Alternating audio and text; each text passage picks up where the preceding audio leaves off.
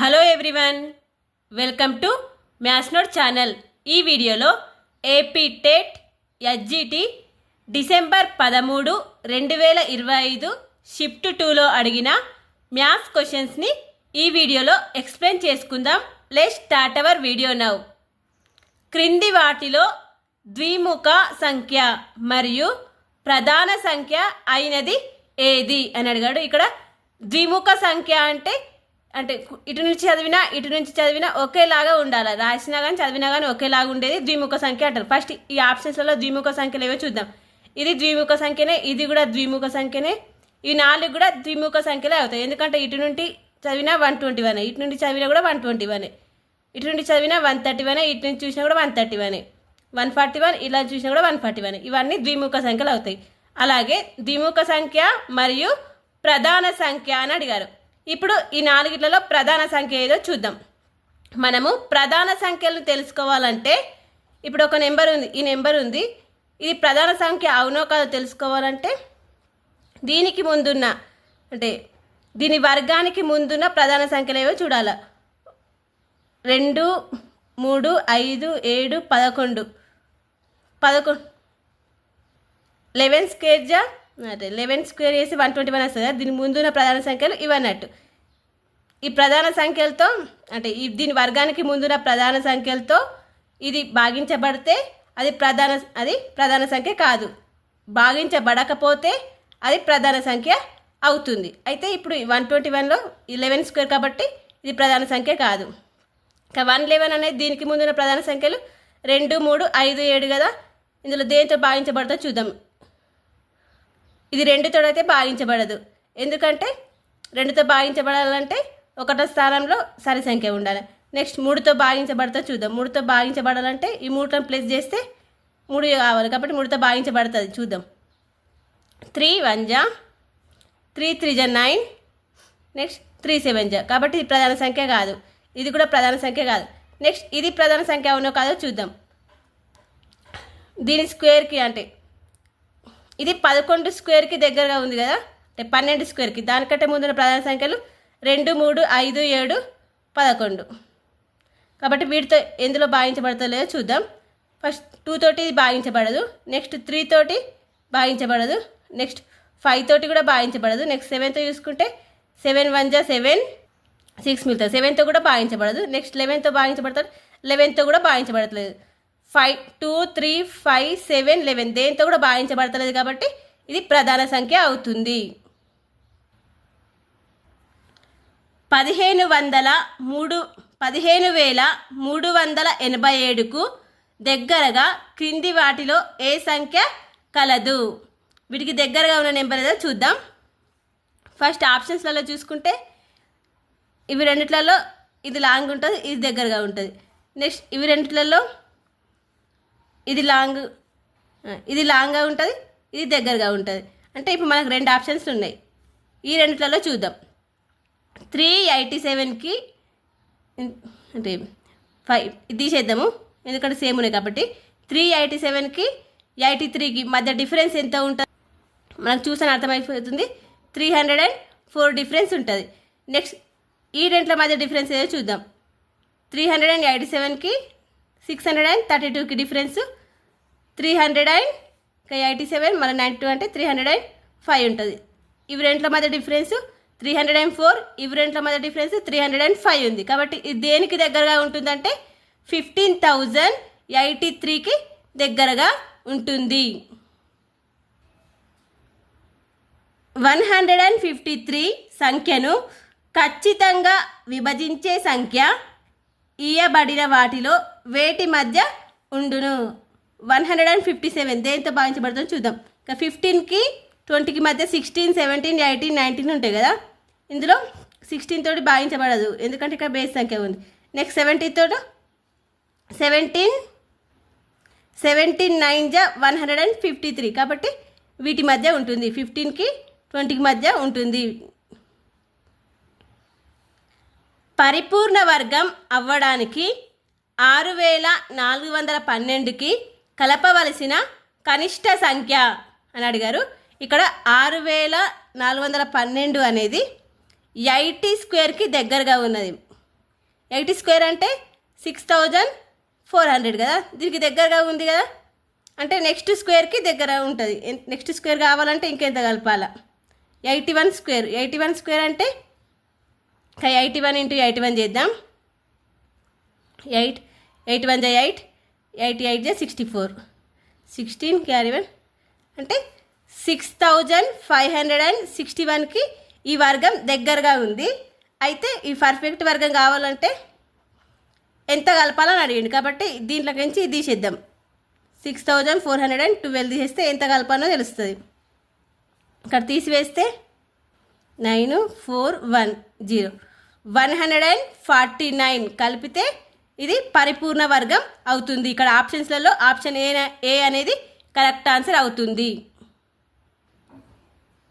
4/2 × 2/5 plus 1/3/6 భాగహారం ఇది /6/5 యొక్క విలువ అని అడిగాడు.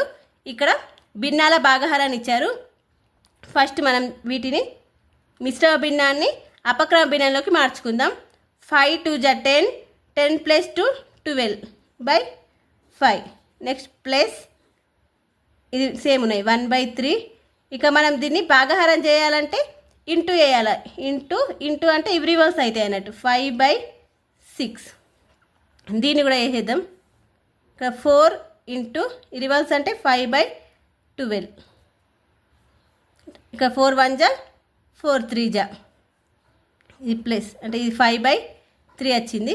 ప్లస్ వీటి 5/18 ఇక్కడ 5/3 ప్లస్ 5/18 వచ్చింది. ఇప్పుడు భిన్నాల కూడిక వేస్తే 18 అనేది ఈ రెంట్ల యొక్క కాసాగా అవుతుంది. 3 6 జా 18 కాబట్టి 6 × 5 6 5 జా 30 ప్లస్ 1 31/18 అనేది కరెక్ట్ ఆన్సర్ అవుతుంది. ఇక్కడ ఆప్షన్స్లలో ఇక్కడ 5 ఉంది కదా, 5/8 35/18. ఇక్కడ ఆప్షన్స్లలో ఫోర్త్ ఆప్షన్ 35/18 అనేది కరెక్ట్ ఆన్సర్ అవుతుంది. 3456, x లబ్ధం ఒక పరిపూర్ణ ఘనము అయితే xకు సాధ్యపడు కనిష్ట సంఖ్య. ఇక్కడ 3456 ఇంటూ x వేస్తే మనకు ఒక పరిపూర్ణ ఘనం వస్తుందట. అయితే ఈ x ఎంత అని అడుగుతున్నారు. ఇక మనం దీని పరిపూర్ణ ఘనం కావాలంటే ఇంకే ఏ సంఖ్యతో గురించాలి అని అడుగుతున్నారు. దానికి మనం కాసాగు చేద్దాం. ఫస్ట్ మనం 3తో కాసాగు చేద్దాం. 3 1 జా 3 1 జా 3 5 జా 3 2 జా మళ్ళీ 3తో చేస్తే 3 3 జా 9, 3 8 జా 24, 3 4 జా 12. మళ్ళీ 3తో చేస్తే 3 1 జా 3 2 జా 8, 3 2 జా 6, 3 8 జా 24. ఇప్పుడు 4తో చేస్తే 4 3 జా 12, 4 2 జా 8. మళ్ళీ 4తో చేస్తే 4 8 జా 32. మళ్ళీ 4తో చేస్తే 4 2 జా 8. ఇక్కడ మనకి ఏమొచ్చింది? 3 × 3 × 3 అంటే 3 క్యూబ్ ఇంటూ 4 × 4 × 4 అంటే 4 క్యూబ్ ఇంటూ లాస్ట్కి 2 మిగిలింది. అంటే మనకి ఇది పరిపూర్ణ ఘనం కావాలంటే దీనికి క్యూబ్ ఉంది, దీనికి క్యూబ్ ఉంది. 2 క్యూబ్ కావాలంటే ఇంకెంత కావాలా? ఇంకా 2 × 2 ఇది కావాలా. 2 × 2 అంటే 4. 4తోటి గురిస్తే 3456 అనేది పరిపూర్ణ ఘనం అవుతుంది. అంటే ఇక్కడ x = 4. ఇక్కడ ఆప్షన్ సి 4 అనేది కరెక్ట్ ఆన్సర్ అవుతుంది. a/b = 3/5 మరియు b/c = 4/7 అయినా a నిష్పత్తి b నిష్పత్తి c = ఎంత అని అడిగారు. ఇక మనం నిష్పత్తి కాబట్టి a/b = 3/5, b/c = 4/7. ఇక్కడ b = 5 ఉన్నది, ఇక్కడ b = 4 ఉన్నది. మనకు b ఇక్కడ రెండు దగ్గర సేమ్ కావాలంటే దీన్ని మనం 4 తోటి గుణిద్దాము, భాగిద్దాం. దీన్ని 5 తోటి గుణించాలో భాగించాలి. అప్పుడు ఇక్కడ a/b = 3 4 జా 12 5 4 జా 20,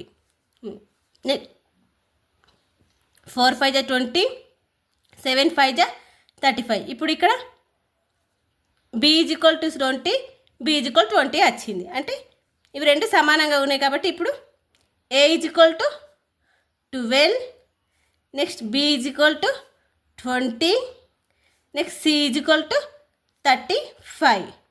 ఇక్కడ ఆప్షన్స్లలో ఆప్షన్ బి అనేది కరెక్ట్ ఆన్సర్ అవుతుంది.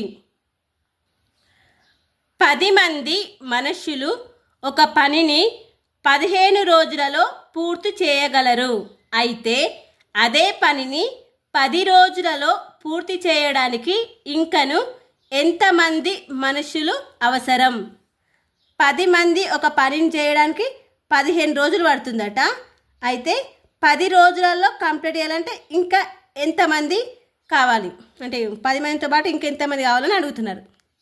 ఇక్కడ చూడండి, ఇక్కడ 10 మంది మనుషులకి 15 రోజులు పట్టింది. అంటే 10 రోజులకు అంటే ఇక్కడ మనుషులు కూడా పెరుగుతారు కాబట్టి ఇది విలోమానుపాతంలో ఉంది. విలోమానుపాతంలో ఉంటే 10 × 15 = x × 10 అవుతుంది. ఇక 0 0 క్యాన్సిల్ అయితే x = 15. అంటే 15 మెంబర్స్ ఉంటే 10 రోజులలో కంప్లీట్ చేయగలుగుతారు. కానీ ఇక్కడ మన క్వశ్చన్లో ఏమడిగిండు, ఇంకను ఎంతమంది కావాలి? ఇక్కడ ఆల్రెడీ 10 మంది ఉన్నారు, ఇంకా ఎంతమంది కావాలంటే మనకు 15 అంటే ఆల్రెడీ 10 మంది ఉన్నారు కాబట్టి ఇంకా 5 కావాలి. ఇక్కడ ఆప్షన్ ఏ 5 అనేది కరెక్ట్ ఆన్సర్ అవుతుంది. ఇక్కడ మనం క్వశ్చన్ని కరెక్ట్గా అర్థం చేసుకోవాలి.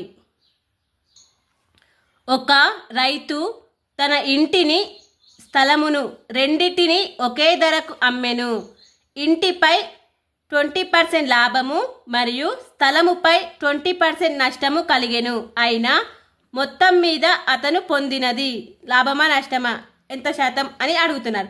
ఇక్కడ అమ్మిన వెల సమానం, అమ్మిన వెల సమానంగా ఉన్నది కాబట్టి ఒక వస్తువును అమ్మిన వెల సమానం ఉండి x% లాభము ఒక వస్తువుపై ఇంకో వస్తువుపై x% నష్టం ఉంటే ఎల్లప్పుడూ కూడా నష్టమే వస్తుంది. దీనికి ఫార్ములా x²/100. ఎంత నష్టం వస్తుందో తెలుసుకోవడానికి x²/100. ఇక్కడ అమ్మిన వెల సమానం కాబట్టి ఎప్పుడు కూడా నష్టమే వస్తుంది. ఒకవేళ కొన్న వేల సమానంగా ఉంటే లాభము ఉండదు, నష్టము ఉండదు. ఇక మనకు అమ్మిన వేల సమానం కాబట్టి నష్టం వస్తుంది. నష్టం ఎంత నష్టమో చూద్దాం. x²/100 అంటే ఇక x అంటే 20 × 20/100. ఇక జీరోస్ క్యాన్సల్. ఇక మనకు మిగిలింది 2 × 2 4% నష్టం వచ్చింది. ఇక్కడ ఆప్షన్ బి అనేది కరెక్ట్ ఆన్సర్. ఇక మనం ఇది చూడాలా, అమ్ముతున్నారా కొంటున్నారా. ఇక్కడ అమ్మిన వేల సమానం కాబట్టి నష్టమే వచ్చింది. ఒకవేళ ఇక్కడ కొన్న వేల సమానంగా ఉంటే లాభము ఉండదు, నష్టము ఉండదు. ఒక వస్తువును రూపాయలు 5,400కి కొనగా అందులో 8% వ్యాట్ కలిపి ఉంది. అయితే వ్యాట్ కలపక ముందు ఆ వస్తువు ధర 5,400 వస్తువు ఉన్నది, అది వ్యాట్ కలిపిన తర్వాత దాని ధర అంటే 108% వాల్యూ ఇంత. అయితే వ్యాట్ కలపక ముందు అంటే 100%కి ఎంత అని అడుగుతున్నారు. ఇక మనం దీన్ని క్రాస్ మల్టిఫై చేయాలి. ఇక x = 5,400 × 100/108. ఇక మనం దీన్ని 18 టేబుల్లో క్యాన్సిల్ చేద్దాం. 18 6 = 108, 18 3 = 54, 0 0. మళ్ళీ 6 టేబుల్తో క్యాన్సిల్ అయితే 6 1 = 6, 5 = 30, 0. 50 × 100 అంటే 500. వ్యాట్ కలపక ముందు ఆ వస్తువు యొక్క ధర 5,000. హిస్టోగ్రామ్ నందు ఉండునది. హిస్టోగ్రామ్ అంటే ఇక్కడ బార్ పటాలు అన్నట్టు, బార్ చిత్రాలు. ఇక బార్ చిత్రాలలో మనకి ఇక్కడ ఉండేవి దీర్ఘ చతురస్రాలు కాబట్టి హిస్టోగ్రామ్లో ఉండినవి దీర్ఘ చతురస్రాలు. 15 మంది విద్యార్థులు గణితంలో సాధించిన మార్కులు వివరాలు. ఇక్కడ 15 మంది విద్యార్థుల యొక్క మార్కులు ఉన్నాయి. వీటి మధ్యగతం బహుళకంల మధ్య భేదం అని అడుగుతున్నారు. ఇక ఫస్ట్ వీటిని మనం ఆరోహణ లేదా అవరోహణ క్రమంలో రాసుకుందాం. ఇక్కడ అన్నిటికంటే చిన్నది ఏమున్నాయి 9 అయిపోయింది. తర్వాత 5 కూడా ఉంది కదా, 5 5 9 10 5 9 10 15 25 15 16 తర్వాత 20 22 టైమ్స్ ఉంది 20 3 టైమ్స్ ఉంది 20 19 కూడా ఉంది మధ్యలో 19 20 నెక్స్ట్ 23 25 ఇక మనకు అర్థమైపోతుంది బహుళకము 20 అని బహుళకం 20. ఇప్పుడు మధ్యగతం చూసుకుంటే ఇవి మొత్తం 15 మెంబర్స్ కాబట్టి మిడిల్లో ఉండేది 1 2 3 4 5 6 ఇటువైపు 6 మొత్తం ఎంత మళ్ళీ ఇంకున్నాయి కదా ఇంకా 24 ఉంది మధ్యలో ఇక్కడ 12 ఉంది మళ్ళీ ఇక్కడ 20 ఉంది. ఈ బహుళకం అనేది చేంజ్ కాదు.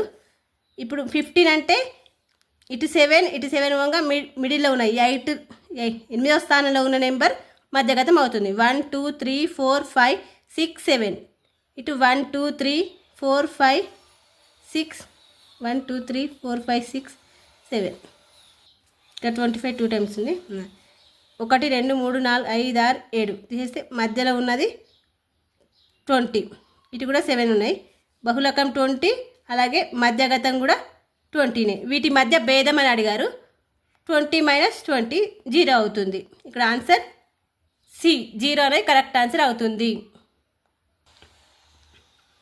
6 సర్వసమాన సమబహు త్రిభుజాలను తయారు చేయడానికి కావలసిన ఒకేలాంటి అగ్గిపుల్లల కనీస సంఖ్య. ఇక్కడ కనీస సంఖ్య అడిగారు కాబట్టి 6 సర్వసమాన త్రిభుజాలు. ఇదొక త్రిభుజం ఇదొకటి 2 3 4 5 6 1 2 3 4 5 6 6 సర్వసమాన త్రిభుజాలు అయినాయి. దీనికి కావలసిన అగ్గిపుల్లలు 1 2 3 4 5 6 7 8 9 10 11 12 కనీస అగ్గిపుల్లల సంఖ్య 12. ఒక సమద్విబాహు త్రిభుజంలో దాని శీర్షకోణం 40 degrees మరియు దాని 2 సర్వసమాన కోణాలలో ఒకటి x అను ప్రవచనాన్ని సూచించు సమీకరణం. ఇక్కడ సమద్విబాహు త్రిభుజంలో శీర్షకోణం 40 అట ఇది 40 అయితే ఇక సమానంగా ఉన్న కోణాలు x అయితే ఇంకోటి కూడా x అవుతుంది. అయితే ఇప్పుడు దీనికి సమీకరణం అడుగుతున్నారు. మన త్రిభుజంలోని కోణాల మొత్తం 180 కాబట్టి x + 40 = 180 అంటే x + x 2x + 40 = 180 ఇది సమీకరణం. ఇక్కడ ఆప్షన్ డి అనేది కరెక్ట్ ఆన్సర్ అవుతుంది కాదు ఇది కాదు ఆప్షన్ సి 2x + 40 = 180 అనేది కరెక్ట్ ఆన్సర్ అవుతుంది. 25 పవర్ n - 1 + 100 = 5 పవర్ 2n - 1 అయితే n యొక్క విలువ అని అడిగారు.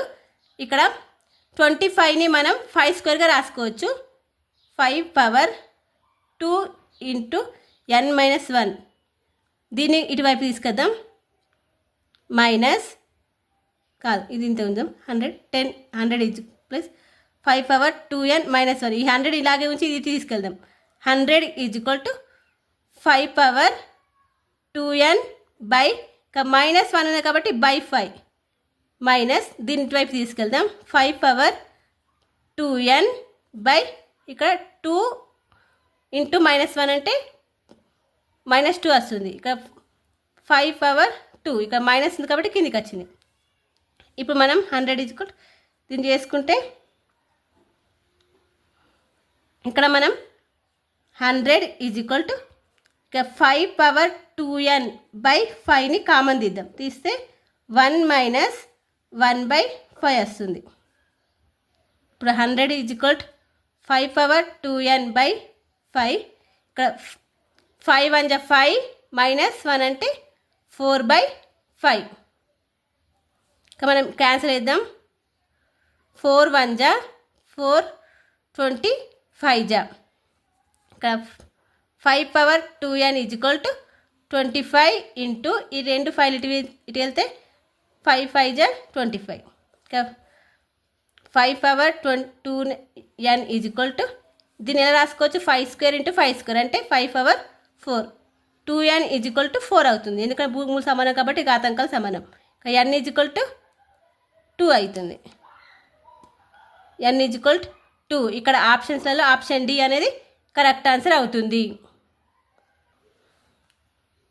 0.817 × 0.817 × 0.817 ప్లస్ 0.183 × 0.183 × 0.1 ఇలా ఇచ్చారు. దీన్ని చూడండి, ఇక్కడ గమనిస్తే ఇవి 3 సేమే ఉన్నాయి, తర్వాత ఇవి 3 సేమే ఉన్నాయి. అంటే దీన్ని మనం a³ ప్లస్ b³ రాయొచ్చు బై ఇది ఇవి 2 సేమే ఉన్నాయి అంటే a² మైనస్ ఇది a ఇది b ab ప్లస్ b². ఇక మనకు a³ ప్లస్ b³ ఫార్ములా ఏంటి?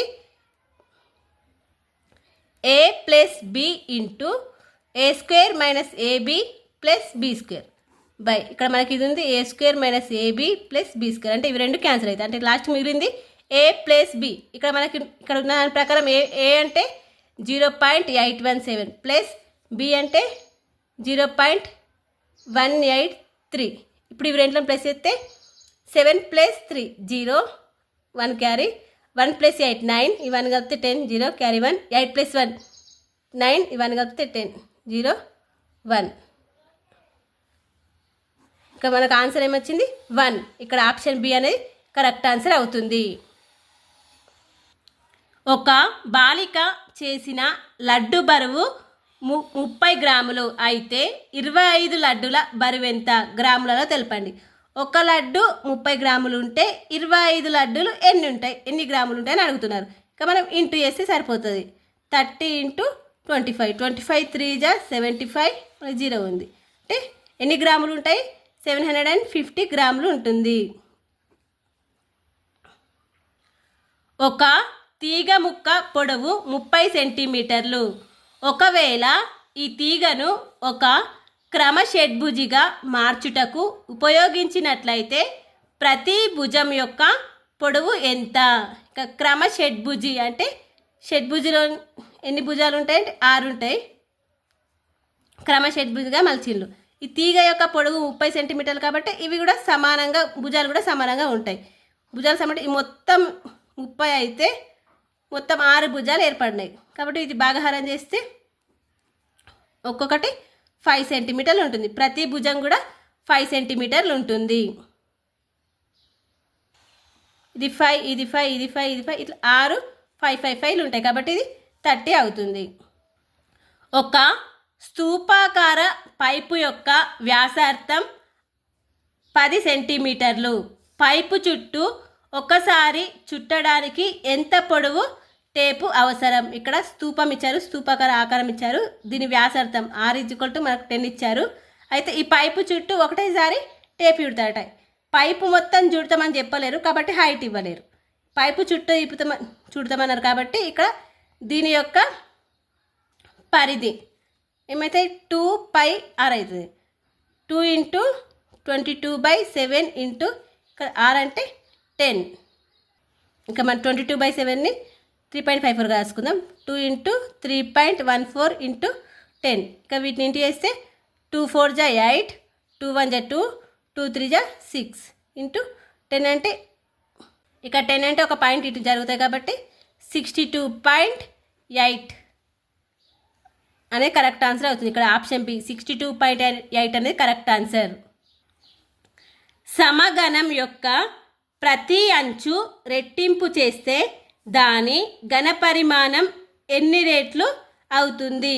ఇక్కడ సమగణం యొక్క అంచు ఏ, ఇక వాళ్ళు రెట్టింపు చేస్తున్నారు కాబట్టి a = 2a అవుతుంది. ఇక మనం సమగణం యొక్క ఘనపరిమాణం ఫార్ములా a³ ఇప్పుడు మనకు కొత్తగా తీసుకున్న సమగణంకి రెట్టింపు చేసింది కాబట్టి 2a³ అంటే 8a³ ఇక్కడ ఎన్ని రెట్లు పెరిగిందంటే 8 రెట్లు పెరిగింది. ఇక్కడ ఆప్షన్ డి 8 అనేది కరెక్ట్ ఆన్సర్ అవుతుంది.